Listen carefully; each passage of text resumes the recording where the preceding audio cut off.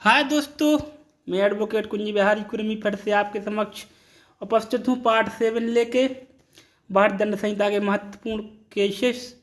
तो ये केस हैं जो धारा 88, 90, 92, 96 इनके सबके ऊपर हैं कि दुराशा के बिना यदि किसी की भलाई के लिए कोई काम किया जाता है, जैसे डॉक्टर ऑपरेशन करता है बिना उसको मारने के आशय से, माँ बाप डांटते हैं, शिक्षक मार देता है, तो ये जो है अपराध नहीं माना जाएगा।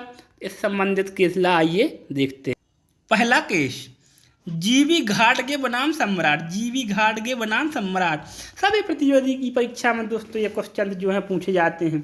इस बात में न्यायालय ने अभी निर्धारित किया कि यदि कोई अध्यापक अपने विद्यार्थी को स्कूल के अनुशासन में रखने के लिए सद्भावपूर्वक मामूली या शारीरिक दंड देता है तो उसे दंड संहिता की धारा 323 के अपराध के लिए दोषी मानकर दंडित नहीं किया जाए, क्योंकि उसका कृत्य धारा 88 के अंतर्गत संरक्षण दिए जाने योग्य है। टीचर सद्भावना पूर्वक मारता है अगर, और उसको मारने के आधार से मारता है तो फिर तो वो दोषी हो जाएगा।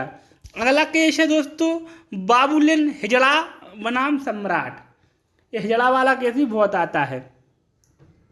इस मामले में एक 18 वर्षीय युवक ने नाचने वालों की टोली में साथ देने के लिए स्वयं के गुप्तांग को ऑपरेशन द्वारा कटवा देने हेतु सम्मति दी। उसने कहा कि हम अपना मतलब जो गुप्तांग में उसको काट लेंगे ताकि हम नाचने वालों की टोली में शामिल हो जाएं और हिजड़ा बन जाएं। फलस्वरूप डॉक्टरों ने उसका ऑपरेशन करके गुप्तांग काट दिया, जिसके फलस्वरूप उस वक्त की मृत्यु हो गई। डॉक्टरों की ओर से धारा 88 के अंतर्गत बचाव का तर्क प्रस्तुत किया गया। न्यायालय ने निर्णय दिया कि यद्यपि इस मामले में ने स्वेच्छा से सहमति दी थी, फिर भी डॉक्टर द्वारा किया गया ऑपरेशन का कार्य मृतक के फायदे के लिए किया गया नहीं कहा जा सकता। उन्हें दोषी ठहराया गया, दंडित किया गया। तो दोस्तों, जब डॉक्टर्स कोई ऑपरेशन करता है तो वो व्यक्ति के फायदे के लिए होना चाहिए, और डॉक्टर का उद्देश्य जो है तो नुकसान पहुंचाना नहीं, फायदा पहुंचाना होना चाहिए।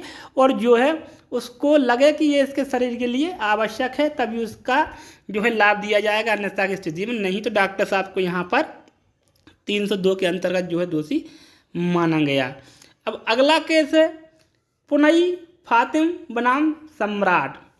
तो पुनई फातिम का केस भी कई बार परीक्षाओं में पूछा गया, उतना इम्पोर्टेंट नहीं है लेकिन पूछ लेते हैं कभी कभी।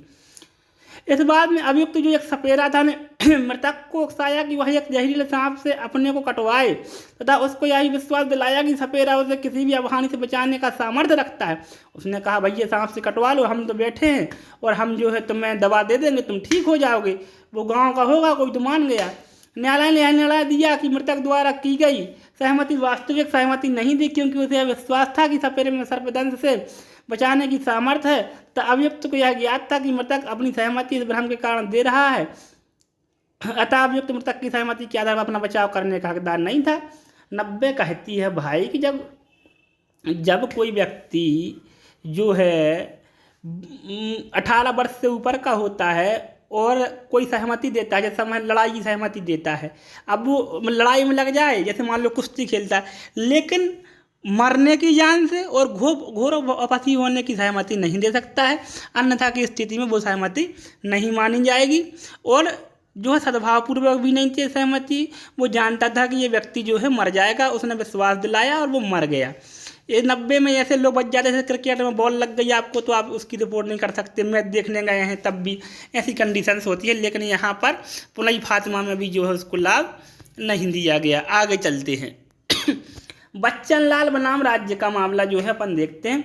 इस बाद में साक्ष्य के आधार पर यह साबित किया गया कि अभियुक्त दोषी समय से निरंतर तत्काल मृत्यु के भय से विवश होकर कार्य कर रहा था, जब उसे हत्यारों द्वारा मृतक की टांग पकड़ने के लिए कहा गया तथा बाद में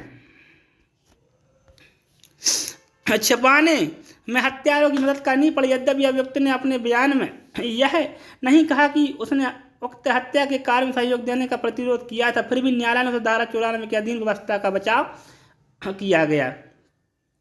तो दोस्तों, धारा 94 कहती है कि जब आपको धमकी दी जाती है, आपको भय दिखाया जाता है कि आपको मार दिया जाएगा, आपके परिवार के सदस्य को मार दिया जाएगा, और आपसे कोई अपराध कराया जाता है धमकी देके, तो या भ्रम में, तो आप पर जो है वो अपराध नहीं बनता है।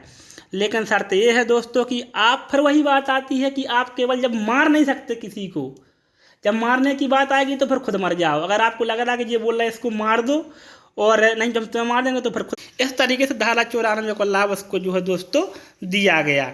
इसके बाद आता है एबोट बनाम आर, एबोट बनाम आर। इस मामले में प्रीवी काउंसिल की न्यायिक समिति ने इस बात में निर्धारित किया कि वास्तविक हत्यारा की व्यवस्था का बचाव किसी भी स्थिति में उपलब्ध नहीं होगा। जो वास्तविक हत्यारा है उसको किसी भी स्थिति में बचाव जो है उपलब्ध नहीं होगा। जब देखने से ही लग रहा है कि आपने हत्या की है तो कोई भी जो है प्राइवेट प्रतिरक्षा का किसी भी चीज़ का आपको जो है नहीं मिलेगा बचाव। इसके बाद आता है राजेश्वर बनाम उत्तर प्रदेश राज्य, इलाहाबाद वाला केस है। इस बात में इलाहाबाद उच्च न्यायालय ने अभिमत प्रकट किया प्राइवेट प्रतिरक्षा का अधिकार तब उत्पन्न होता है जब किसी व्यक्ति को उसके शरीर के प्रति खतरे की युक्त आशंका हो। केवल धमकी के कारण किए गए कृत्य को निजी प्रतिरक्षा के प्रयोग में किया गया कृत्य नहीं माना जा सकता। इस बचाव का तर्क प्रस्तुत करने वाला व्यक्ति स्वयं आक्रमणकारी नहीं होना चाहिए, अन्यथा यह बचाव उपलब्ध नहीं होता है। जब आपने स्वयं किसी की नाक खींच दी है, फिर वो आपको एक तमाचा मारता है और आप कहते हैं कि नहीं हम तो प्राइवेट प्रतिरक्षा करेंगे, तब ऐसी स्थिति में ऐसा नहीं होता है। इसका आशा यह है कि प्राइवेट प्रतिरक्षा के विरुद्ध प्राइवेट प्रतिरक्षा का बचाव उपलब्ध नहीं होता है। जब वो सामने वाला भी अपनी प्राइवेट प्रतिरक्षा कर रहा है, आपने उसको मारा, वो कर रहा है, तो आप उसको फिर बदले में नहीं मार सकते हैं जब तक आपने पहले से कोई कार्य नहीं किया है और वो आपको अधिकारित कर रहा है, तब वही आपको ये प्राइवेट प्रतिरक्षा का अधिकार जो है उपलब्ध होता है। इसके अलग से चैप्टर है और दोस्तों वीडियो बनी हुई है,